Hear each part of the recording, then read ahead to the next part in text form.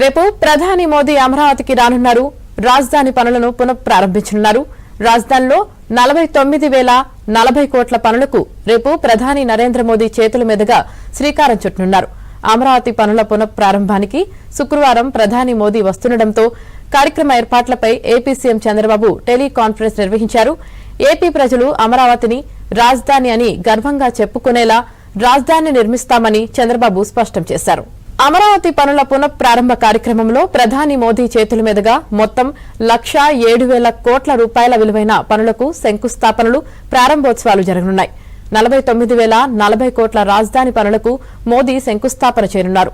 రాజధాని ప్రాజెక్టులతో పాటు సుమారు 57,962 కోట్ల విలువైన కేంద్ర ప్రభుత్వ ప్రాజెక్టులకు అమరావతి వేదికగా వర్చువల్ పద్దతిలో మోదీ శంకుస్థాపనలు, ప్రారంభోత్సవాలు చేయనున్నారు. 58,000 కోట్ల విలువైన పలు అభివృద్ది ప్రాజెక్టులను అమరావతి వేదికగా మోదీ జాతికి అంకితం చేయనున్నట్లు పీఎంఓ వర్గాలు తెలిపాయి. ప్రపంచ స్థాయి మౌలిక సదుపాయాలు, అనుసంధాన పథకాల కల్పనలో భాగంగా 7 జాతీయ రహదారుల ప్రాజెక్టులను ప్రారంభిస్తారని వెల్లడించారు. ఒక రైల్వే ప్రాజెక్టుకు నిర్మాణానికి మోదీ శంకుస్థాపన చేయనున్నారు.